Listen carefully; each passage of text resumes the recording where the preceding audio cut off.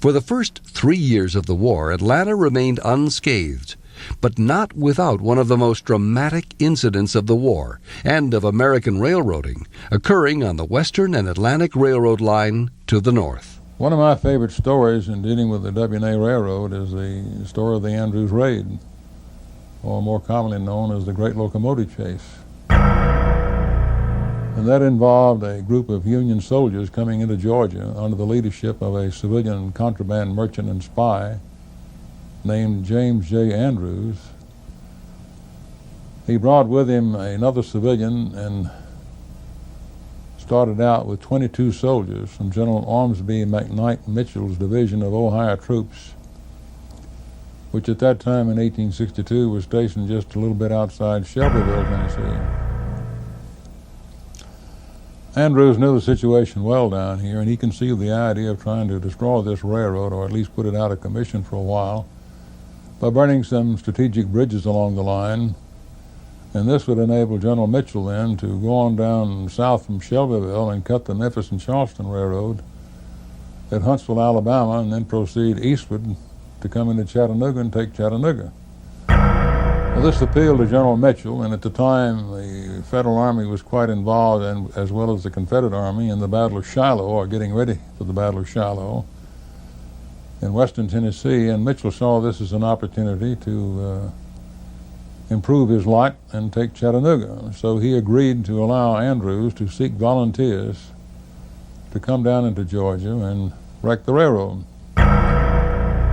As I said a moment ago, 22 men enlisted from the division there in Shelbyville volunteered to come down on this raid. This made a total of 24 men. 2 of them didn't get into Georgia. They became quite suspicious, the Confederates did, of them in Jasper, Tennessee, and they chose to enlist in a Confederate unit there, as Andrews had instructed them to do, so they never got to come on down and participate in the raid. The remaining 22 got into Georgia, but in the course of getting here, time was rather short, and the rains came in April of '62, and Andrews made a decision unilaterally to postpone the raid one day. It was intended in the beginning to be on April the 11th, a Friday, and it was rescheduled then to April the 12th, a Saturday. Of the 22 men then still on the road, only 2 of them managed to get into Marietta, Georgia, their meeting place, by the 11th of April. The rest of them got down on the night of the 11th, ready to go up on the 12th. So when the morning of April the 12th came and they caught the northbound train pulled by the old Locomotive General, which is the train they were going to steal at Big Shanty, Georgia, today Kennesaw, these 2 men who got there the earliest missed the train. So we wound up with 20, 18 soldiers and 2 civilians making the actual raid or chase itself through North Georgia. It was a thrilling story, I think, and probably one of the most dramatic stories to come out of the Civil War.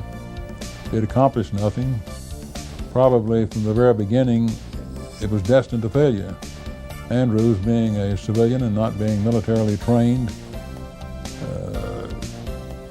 usually got his way by finesse. He didn't know how to fight his way out of a situation, and while he had some trained soldiers along with him, he didn't use them in that field.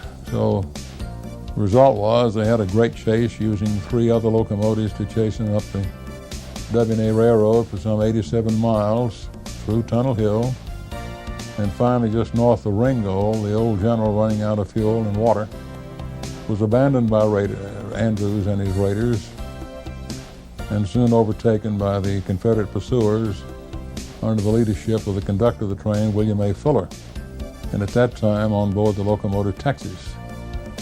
I think it's wonderful today, too, that we have these 2 prime examples of motive power, steam power that is, the railroad to the Civil War, right here within a few miles of us in Atlanta. The old Texas, which to me is the hero of the chase and which looks more today as she did in 1862, stands in the lobby of the Cyclorama in Atlanta. And the old general, ensconced in the Big Shanty Museum at Kennesaw, Georgia. When the real Civil War came to Georgia and to Atlanta, it came with a vengeance. Those 138 miles of track stretching south from Chattanooga provided a direct pathway for General William Sherman during most of his Atlanta campaign of 1864. The fighting of the Atlanta campaign continued on down Dalton, Resaca, Cass, Kingston, finally to Allatoona and Marietta, and then Atlanta. The fighting had taken place all the way down on the Debonair Railroad, and the federal forces had succeeded in cutting the Georgia Railroad to the east and the Atlanta West Point and making the western roads to the south and southwest. His strategy was not to attack full force the strong fortification of Atlanta. The men would have been mowed down like wheat. So he decided that he would get to all of the railroads and tear up enough track to make them inoperable, which he finally did. And by August, when he bombarded Atlanta, he had 3 of them, but there was still the Macon and Western that went right through the heart of Georgia to Macon, Georgia. Later became part of the central Georgia. And so he withdrew his troops from Atlanta. For a time, General Hood didn't even know where they were. And he marched across Clayton County, which is the county in which our airport is now located, and precipitated the Battle of Jonesboro. That's about 19 or 20 miles south of Atlanta in Clayton County. And that was very definitely a Union victory. And Hood knew the jig was up. He evacuated Atlanta. He didn't even bother to surrender it to anybody. And so the mayor of Atlanta had that job, one of our pioneer lawyers named Zamzam Calhoun. This was one of the first times in history a major city had fallen when its rail connections were cut. Many years after the war, General Sherman was asked to reflect on the importance of the Western and Atlantic Railroad to his Atlanta campaign. The Atlanta campaign of 1864 would have been impossible without this road, that all our battles were fought for its possession, and that the Western and Atlantic Railroad of Georgia should be the pride of every true American, because by reason of its existence, the Union was saved. Every foot of it should be sacred ground, because it was once moistened by patriotic blood, and that over 100 miles of it was fought a continuous battle of 120 days, during which day and night were heard the continuous boom of cannons and the sharp crack of the rifle. Atlanta and its railroads began extensive repairs and changes during those years immediately after the Civil War. The first major change occurred when the Macon and Western traded most of its property around Whitehall, Alabama, and Lloyd Streets for a site along Mitchell Street, where a freight house and terminal station would one day be built.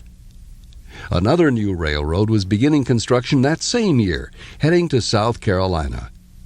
Originally chartered before the war, the Atlanta and Charlotte Air Line joined the Western and Atlantic just east of the rolling mill. This railroad was later renamed the Atlanta and Richmond Air Line and was a predecessor to the Southern Railway. Mr. I.H. Kimball built a huge hotel in 1870 that some referred to as too large for the community and way ahead of its time. It had 3 steam-powered elevators and a central heating plant.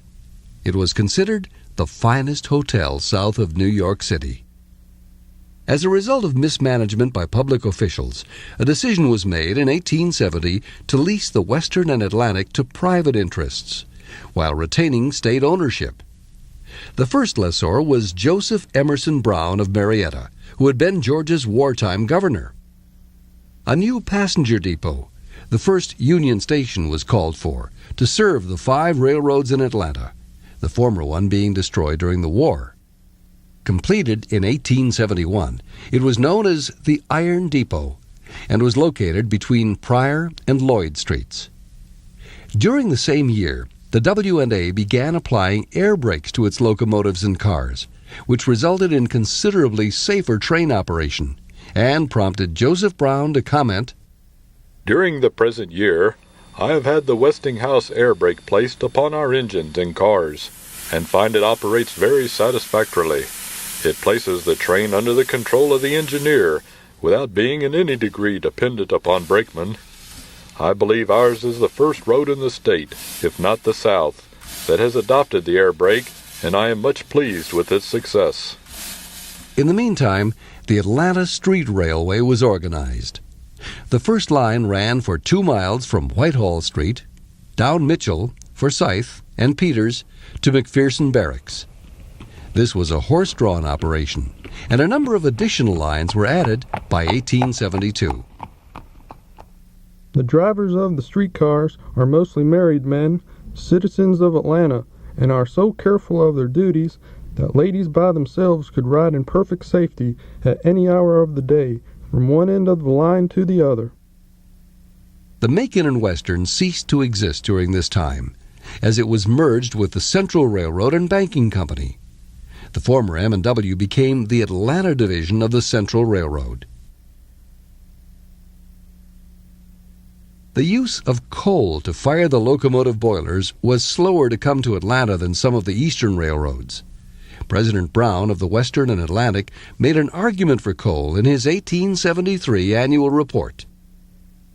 I entertain no doubt that it will be much cheaper to the road if we were to burn coal in our engines to the entire exclusion of wood. The engine running on coal need not make more than one stop between Atlanta and Chattanooga.